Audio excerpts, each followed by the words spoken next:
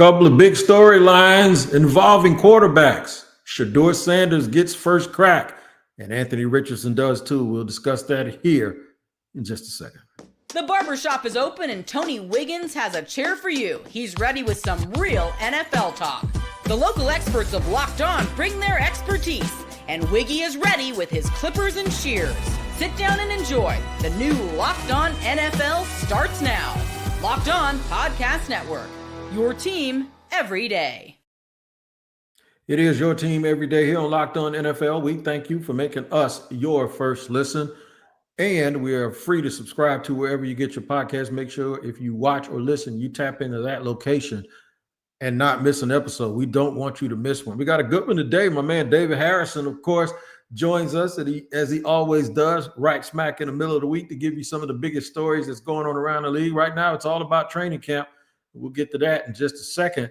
First and foremost, got to tell the everydayers hello. And if you're new, hello to you too. And hopefully I'll give you a whole bunch of reasons to come back. Here's where we're going and where we're going to end up. 49ers must find a new few. A new few what? They need to find a new few people. That's right. Some of the folks that we have come accustomed to playing for them, they're not there anymore.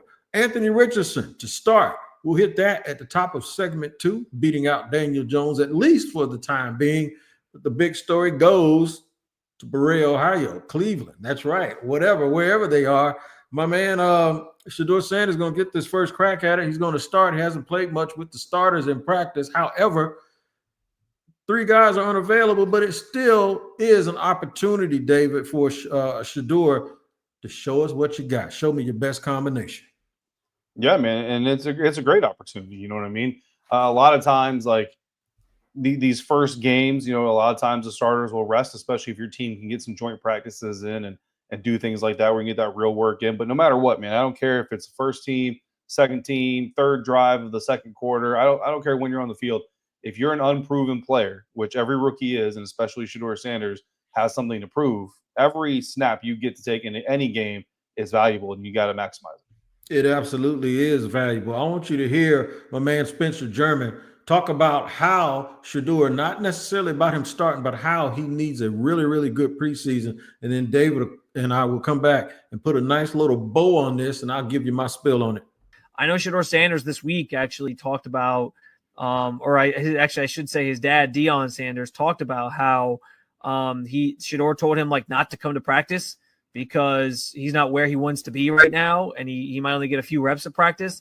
And so those preseason games are going to be his best chance to audition for the Browns job and the NFL because he's just not getting the reps at practice right now that I believe he honestly deserves. I think he deserves a shot with the ones. Shout out to Coach Prime and how he moves. I'm going to tell you something, though. For me, my son played NAIA ball. I left the barbershop every Saturday knowing he wasn't going to play just for him to see me over there. And I told him I could only stay for 15 minutes. But parents will just come around when things are good now. I think some of the best times to have them around and when things are not going well. But kudos to him for being a stand-up guy. He seems like a very, very nice young man, contrary to a lot of the things that we heard. But nonetheless, sometimes, man, the football gods will line things up for you. And even though it's not ideal, he is going to get first crack at it to make a major impression on not only the Browns, but everyone else around the NFL. Yeah, look, I mean, everybody will tell you, right? And the number of, day 3 draft picks that are now Hall of Famers and undrafted guys that are now starters in the league, they'll all tell you it doesn't matter where you get drafted. It doesn't matter when you get drafted. It matters what you do, like we just talked about with the reps that you get. So whether you're getting enough reps in practice, I know, I've talked to a lot of players over the years who don't feel like they're getting enough opportunity in practices to really kind of showcase their stuff. Now, that puts a little bit of pressure on the reps you get in the preseason, right? Because now that's kind of becomes like your only time to really go out and do it. But the upside to that is you have the opportunity to do it when the hits are live, when the pads are on and they're cracking, and nobody can kind of tell you, well, this or well, that, well, this contextual thing, right? Like if you're a bottom of the depth chart running back, I know we're talking about quarterback, but if you're a bottom of the depth chart running back and you're only getting 4 or 5 touches, maybe at the most a day during training camp and team drills, and you feel like, bro, how am I really going to show you I can do this with only 4 or 5 touches in team drills? You go out there in the preseason, you might get 20, 25 reps. If you get 20, 25 reps, I don't care if you're blocking, pass pro, catching, running the ball, whatever you're doing, you better do it A+ because you're getting that opportunity in those reps to show the coaching staff that they have to put you on the field. So that applies to every player. So Shedeur Sanders, Spencer is correct, which I'm going to trust his eyes because I'm not in Cleveland. He's in Cleveland, right? He's out there watching Browns practices. If he says Shedeur needs to be getting more reps, well, the best way to do that is go out there this preseason and the reps you're getting in this first game, go out there, ball out, and show the coaches you don't have a choice but to give me more practice reps because I'm going to show you what I can do in the game. If I can do this with minimal practice reps, imagine what I can do if you actually start believing me and investing some time in me on the practice field. I hope people really, though, grade this with a curve. The curve being that, and they won't, but I'm just saying that the curve being, he hasn't had a lot of reps with the ones. Cleveland also is not a very sound and good team. I wonder if they go ahead. Can I add to that? Go. Most teams in the NFL, and I can't speak to the Cleveland Browns, but most teams in the NFL right now, they're only in their install playbook. Like this is preseason game one. They're not even open. Like these players haven't even digested the entire playbook. They haven't even practiced the entire playbook yet, let alone being able to go out there and execute it, right? So they're in like the install playbook, which if your playbook is 6 inches thick, your install playbook is half an inch thick, right? Like, so the amount of offense that Shedeur Sanders is actually going to go out there and execute, the amount that they're actually going to go call is very small. That on top of the fact there's no game plan here. Like, who are the Cleveland Browns playing? It doesn't matter because they're not scouting tendencies. They're not scouting formations. There's no scouting on the opponent in this preseason game. So, and then again, like Spencer just mentioned, you just talked about the lack of practice reps. So there's a lot of contextual things that need to go into when you watch these preseason games, and especially a guy like Shedeur. So yeah, hopefully everybody kind of has that lens. I'm sure Spencer is going to kind of deliver his take in that lens. Like, I don't think any hosts on this network are going to go out there after a one preseason game and start talking about, oh, this just shows. And in week 10, Shedeur Sanders could be an all pro because of what he did in this first. No, like, you got to take it easy a little bit. And really, it reminds me, Wig, we've been at the Senior Bowl together. It really reminds me of like Senior Bowls. Take the positives. The positives, you want to grab them, you want to hold on to them, you want to read them as much as you can. The negatives, don't sweat them so much because the negatives are going to continue to get ironed out one way or the other. They will. They definitely will. And I'll tell you, when this is a little behind the veil look at the Locked On people. This is from credentialed members of the media. When they start their install, we won't be at practice.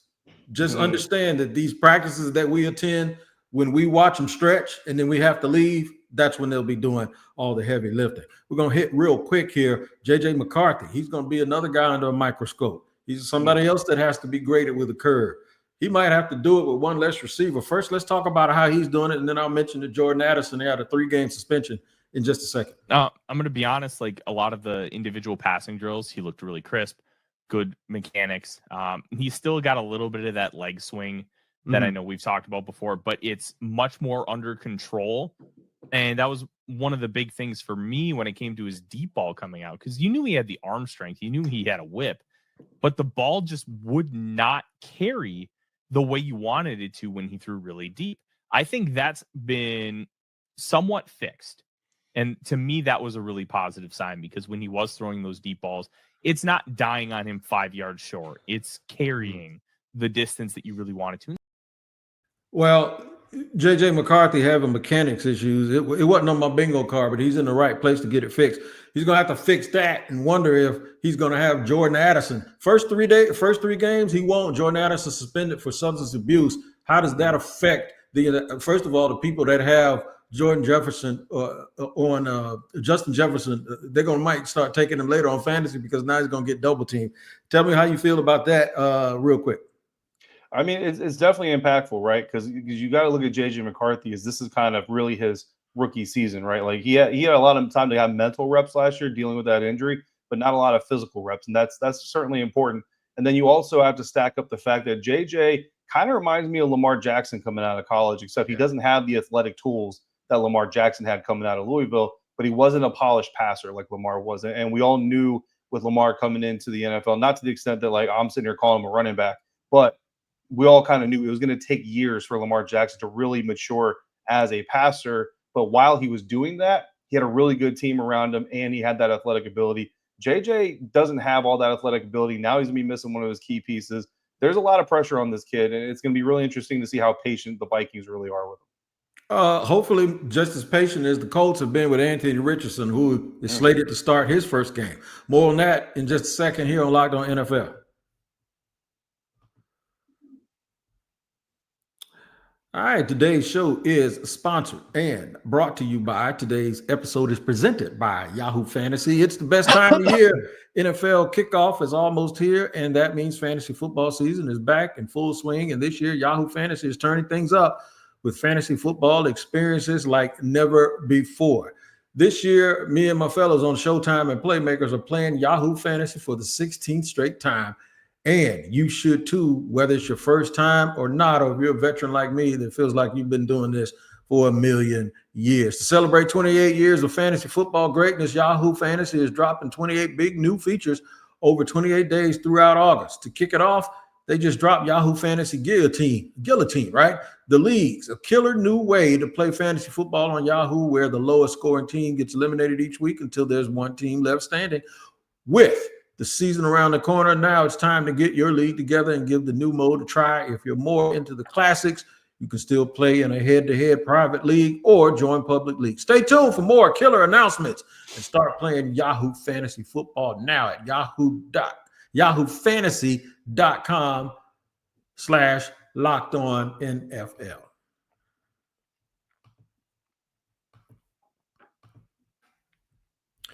All right, moving and grooving here with my main man, David Harrison, here on Locked On NFL, as we continue to talk about young quarterbacks getting their shot here in the National Football League, where there's a dude that's been having his shot for a minute and checked himself out of a game. So the Colts went and got Daniel Jones as insurance. That's up in Indianapolis. I am rooting for Anthony Richardson. I really think he has a whole bunch of tools to put a whole bunch of things together. And he had a really good day a few days ago.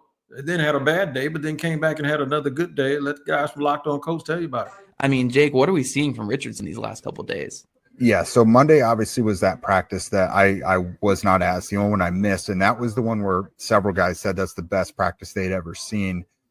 Tonight, easily the best I've ever seen Anthony.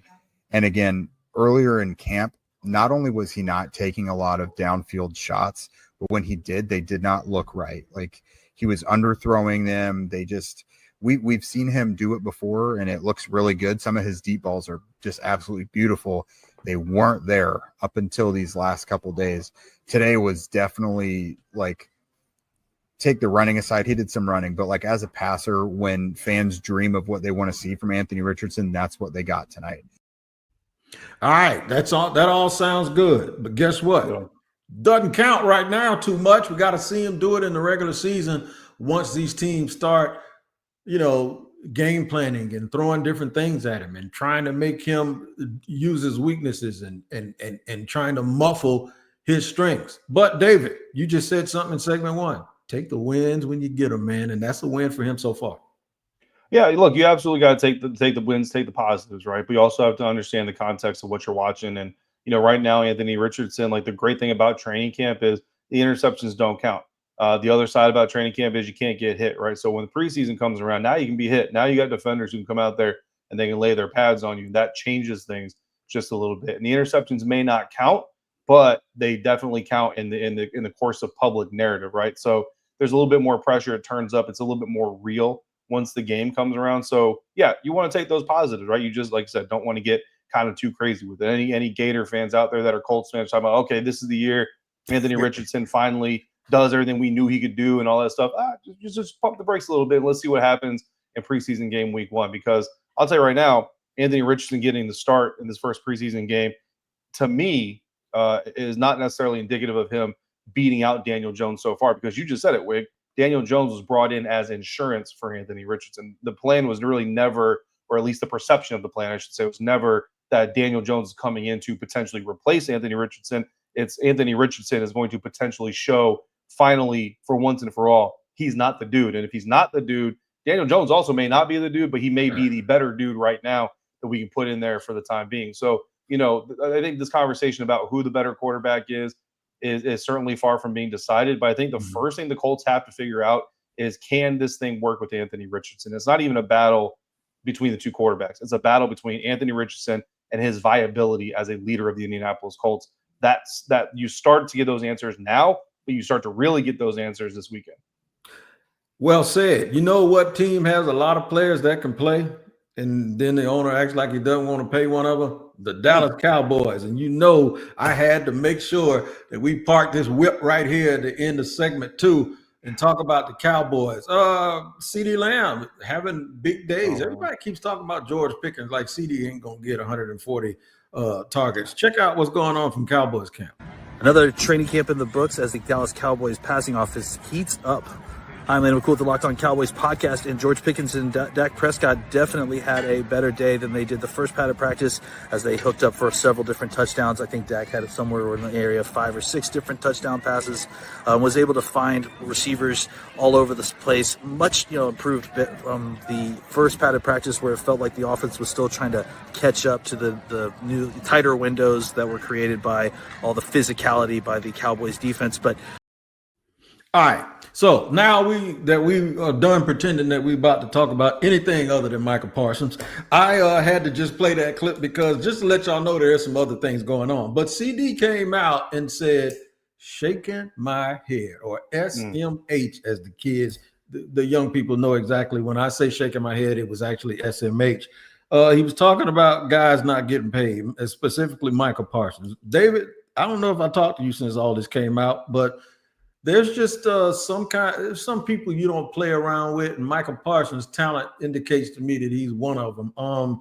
There's somebody down in Washington that he's very familiar with too, if you want to touch on that a little bit. I mean, look, I said this about Myles Garrett, right? So I'm going to make sure I stay as transparent as possible because I think the key to being successful in this business and being anybody that anybody can trust in this business is you have to be consistent. You can't change the lens just because you're looking through a different pair of glasses. There are a lot of elite pass rushers that have come through the National Football League that don't have Super Bowl championships. Mm-hmm. You don't have to have an elite pass rusher to win a Super Bowl. You can win a Super Bowl without one of those guys. However, there are some guys in this league that kind of transcend that fact, and that they're guys that you need to take care of because, one, they're that dominant.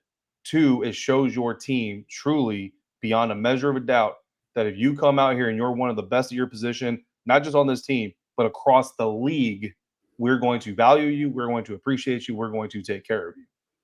Michael Parsons is one of those players. Yes. Trey Hendrickson is one of those players. However, I will put a little bit of caveat on that. I don't know what he's asking for because at the same time, if you're asking for ridiculous money, I'm sorry, bro. Myles Garrett is one of those players. Micah Parsons, here's the thing. Micah Parsons, if he's asking for top money, if he's asking for above Myles Garrett money, right now, if you look at the data, it doesn't really say that he deserves it. The data says he deserves about $35, $36 million per year on a new deal, which is just shy. Well, it's not just shy. It's about a handful of $1 million shy of the top figure, right? However, when you remember, Micah Parsons just turned 26 years old. Mm-hmm. He's maintaining he's trying to get back to healthy, consistently, I should say. You got to train him. You got to do all these things. But even with all the deficiencies that have had, look at all the injured players that have come across the Dallas Cowboys defense. It hasn't mattered. Micah Parsons has been a difference maker no matter what. When your secondary is depleted, when his running mate on the other side of the field isn't there, everything. Micah Parsons has still been an absolute stud for your defense. TJ Watt is another one of those types of players. The Dallas Cowboys are ridiculous for not understanding coming into this conversation. Like you're going to pay Micah Parsons over $41 million a year annual average value. I don't know what the guarantees are going to look like, all this stuff, but that's absolutely money that he deserves. And guess what? There's 31 other teams that if they have the cap space to do it, they're going to do it. Like they would be happily willing to do it. I don't know what the Dallas Cowboys are doing in this situation. I hear Dan Orlovsky talking crazy about the Washington Commanders, being stupid with how they're handling Terry McLaurin. No, the Dallas Cowboys are being stupid with how they're handling Micah Parsons. And Micah is the kind of guy that when he says, I want to trade, he means it. I believe it's not just a tactic. Like Terry, it's a tactic. I believe Micah legitimately wants to trade. Now, if you get a list of him top 3 locations, his top 3 locations are going to be wherever Dan Quinn is number 1, wherever Dan Quinn's going to be number 2, and wherever Dan Quinn might be is number 3. Like that's going to be his top 3. So that's Washington, that's DC, and that's the Commanders in that order. Ooh. That's not going to happen. This is not going to happen. Like the Dallas Cowboys are not going to trade Micah Parsons to the Washington Commanders. So we'll see what happens here. Truthfully, if I'm Micah, I might even look at this and say, look, let's just turn this year's contract into a certain thing, but you give me a no franchise tag clause. And then next year, I'm going to take my butt, almost said a bad word. I'm going to take my butt across the NFC East, and you're going to see me twice a year in burgundy and gold. That's what I would do if I was Mike at this point. It's probably what I would do too. But that's Dallas. It's Jerry, and there ain't no telling what's going to happen. I'll tell you what, I'm wondering what's going to happen out in San Francisco. Super Bowl is in Santa Clara this year. Yeah, they're one of those teams, like, you think they've been good this whole little run they've been on for 8 years. They didn't make the playoffs for 4 of those seasons. But it just seems like to me they are a team that is always in the hunt, and they need some new blood because they got some people who used to be there. They ain't there no more, so they got to find new folks. We'll talk about that in just a second.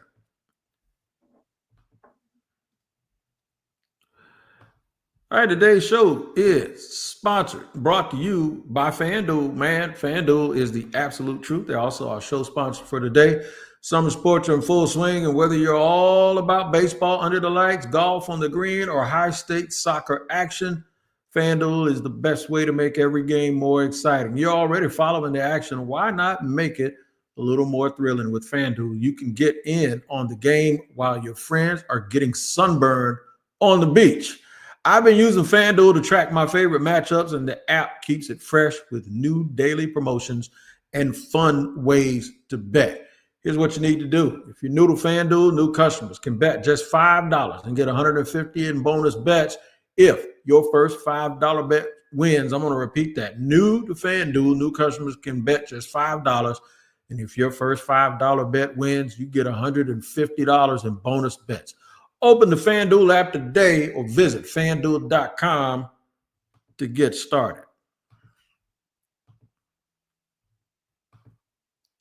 All right, about to shut it down here in about 7 to 8 minutes, talking to my man David Harrison about all the big stories from around the league. If you missed it, Shedeur Sanders will start in Cleveland this weekend for the first preseason game, a little bit by default, but it does not matter. And Anthony Richardson is going to get the first crack at it for the Colts. Now, the team that I'm about to mention, the 49ers, we already know who their starting quarterback is. We just don't know who he's throwing the ball to. One of his receivers is running around in D.C. catching balls from Jaden Daniels. A couple of offensive linemen are missing, and then like guys on defense like Zay Greenlaw, he's gone. He's in Denver somewhere chasing people around. So some of the folks, Charvarius Ward is gone. Some folks that you are used to seeing with the 49ers, they are no longer there. But I would bet that they are going to do a pretty good job, just like they did in the draft last year. Listen to the fellas from Locked On 49ers. Right. And so this year versus last year's group might be a wash, but that's the end result, and that's not good enough. The 49ers were a 6-win team last year. I've talked about that with the young defensive line and the rookies on the defensive line.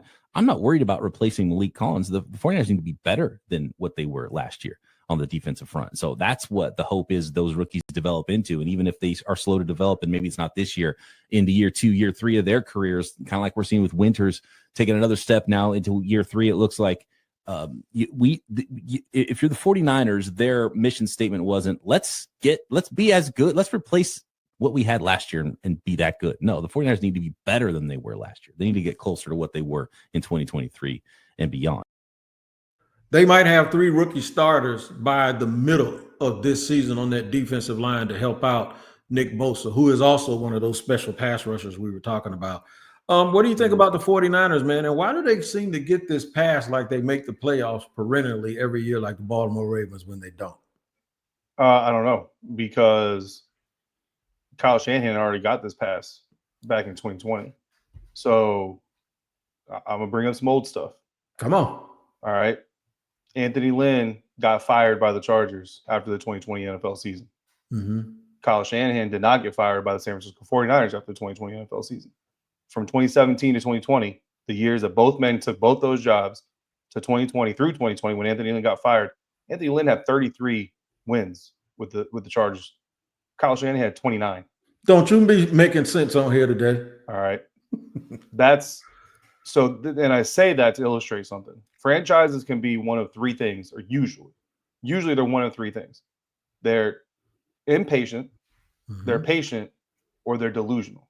Yeah. The Chargers clearly, when it came to Anthony Lynn, were impatient. Now, look, there's some other conversations to have about that topic we're not going to get into on this episode. But they were clearly impatient. Mm-hmm. the San Francisco 49ers in 2020 proved to be a more patient franchise. Now, that patience was rewarded by double-digit wins, playoff appearances, Super Bowl contention, right? So it was rewarded. Kyle Shanahan did a really good job. Wig, I think they're entering the atmosphere of being delusional, that believing that this is still the path that they need to be on, instead of understanding that, look, it was a really good run, a lot of good football, no great football, right? Look, greatness is Lombardi's. That's like bottom line. That is the measure of greatness, is Lombardi. So if you got no Lombardi's, you can't go back and say this was great. It was good. It was above average. It was really good, but it wasn't great. That is what the Kyle Shanahan era has been in San Francisco. And I feel like right now the 49ers are on the fence. They're on the line between being patient enough to let Kyle and John Lynch figure this thing out and get it back on track, and hanging on to the last thread of being so close to touching that trophy that they're delusional. Yep. And I feel like they're more on that delusional side. Now, could they be better this year than last year? Absolutely, because they're getting Christian McCaffrey back, so on and so forth. But does that mean they're going to be legitimate Super Bowl contenders? I mean, in the sense that if you're in the tournament, you're a contender, maybe. But there are teams every year, Wig, we know this. You get to the playoffs, and you're like, oh, man, this team's a contender. This team's a contender. This team's also in the playoffs. Mm-hmm. We'll see them on Wild Card Weekend. Right now, I look at the 49ers as a team where at the end of the 2025 season, you might be in the playoffs, but you may not be a legit contender for the crown. And if that's the case, it may be time to hit reset on this whole thing, because Wig, what's really helped save the 49ers all these years is they've had a killer defense. Yep. Whether it be Bosa, Greenlaw, like you talked about, a lot of guys, right? And a lot of those guys are no longer in San Francisco. Brock Purdy, for everything that he is not a killer. He is not a killer quarterback, at least not that I've seen so far. So if he doesn't turn into a killer in 2025, and that defense is no longer a killer in 2025, you don't have one of the key ingredients. You got to have a killer defense or a killer quarterback to even compete for a Super Bowl in this league. If you don't have either, next year when the salary cap situation starts to kind of balance out a little bit for John Lynch, it may be time to say, look, we're going to cut ties and we're going to start shuffling Kyle Shanahan guys out of here. We're going to go bring in insert head coach name here, and we're going to start the Tony Wiggins era in San Francisco. And that it's going to be painful. It's going to be hard, but it might be the best thing to do for this organization. All right. My wife just passed me a note saying it's Dre Greenlaw, not Zay Greenlaw. So you need to just go in there and mind your business. We got this covered over here on the barbershop. But yeah, all of that is producer note. There we go. Yeah, man. I don't need all of that, man. I feel like I got Ross Jackson in here critiquing me, man. Just go ahead and leave me alone, baby. It's all right. We're gonna get paid regardless if I say Zay or Dre. It don't matter. All right. Hey, look, I see the vision, though, in Chicago. The vision is Colston Loveland. He is athletic as hell. I was shocked that they picked him, by the way, because they had Cole Kmet. And I'm like, of all the things the Bears need, they need something else. But that athleticism is showing up, man, and I can see if they start getting this right, every time that dude catches the ball, those people are going to go crazy up there, man, because they're one of their most famous people is Mike Ditka, and that's the position he played. Listen to my man, Lauren Cox. But I want to make sure that we start with recognizing like how quickly Colston Loveland is not only getting up to speed, but like thriving. He's making fantastic catches around the field. He looks fast, physical, athletic. He's really looking the part of a top 10 caliber pick tight end who can be a truly dynamic, game-changing player at the position and give them some speed and explosiveness at tight end that unfortunately, like Cole Kmet just can't. All right. So listen, I almost choked him about to say this so fast. I think I just can see the vision, man, how football plays out, and this dude can just become so much of almost a folk-like hero up there in Chicago, especially if things are going good. But from a practicality standpoint, he could be the guy that takes a lot of pressure off Caleb Williams, because he can always be the dude that you dump the ball off to, and he can create mismatches. Yeah, look, I mean, he can help you win on the design play. He can help you win on the extended play, and he can help you win on the scramble play, right? Three types of plays on every single snap possible: the design, the extension, the scramble. He can help you win every one of those types of reps. And that's really the great thing about a tight end like this, which is why it makes sense. And I'll tell you right now, man, like for the amount of ugly that has happened in the Chicago Bears organization over the last decade or so. I think they're doing it the right way. I don't know if it's going to work, right? But they invested in the offensive line. They got him more weapons with Luther Burden, with Loveland. They got Komet. You got Rome Odunze. They went out there and did those things. They've done some good things on the defense to get guys in there that can make a difference. You know, are they there yet? I think they're probably still a year away from like legitimately kind of getting this thing back on track. But if the scheme and the coaches can meld with the players, like if they can align all these things, they're at least putting the right effort into the right places, right? They're putting the right plug in the right socket, so to speak. So that's going to give Caleb Williams the best opportunity to be successful. And they're just waiting, man. Like the Chicago Bears have one of the greatest fan bases in this league, in all of sports, right? Bears fans are one of the greatest fan bases in all of sports. Agreed. They just need an excuse. They just need give me a reason. Let it Just be give me Colston a Loveland. reason. Let it be Caleb Williams. Let it whoever. Like they just need an excuse to come out and to show it off again. So I think the Bears they're putting, like I said, they're putting the effort in the right places. Whether or not it fits, whether or not it actually produces, we'll see. I'll get a front row seat to it, right? Chicago's coming back to Washington, and Caleb is going to want to go get that win that Tyreek Stevenson gave away. That was supposed to be his last year. So I'm looking forward to seeing it because, like I said, I'm a fan of good football before anything else, and I think the Bears are at least, like I said, they're at least doing it the right way. You just got to see if it works. Tell you who's doing it the right way. Locked On NFL, making us your first listen, and Locked On Bets, making them your second listen. For your second listen, make sure you check them out because betting experts Lee Sterling and Kevin Rogers have daily Major League Baseball locks and can't miss football futures getting you ready for the NFL season. Find Locked On Bets on YouTube or wherever you listen to your podcast. David is in Foxborough for joint practices. Make sure you check out what is going on with him on Locked On Commanders. And we'll see. We'll see how this weekend goes for all of these teams in the preseason. By the time next week comes, I've been telling people all this week, David, by the time we talk next week, we'll have games played and we'll have a whole bunch of material to sit here and extract all of our foolishness from. But until then, y'all got to just hang in there. Y'all take care, man. We thank y'all for joining us for 32 minutes. We'll see you next time.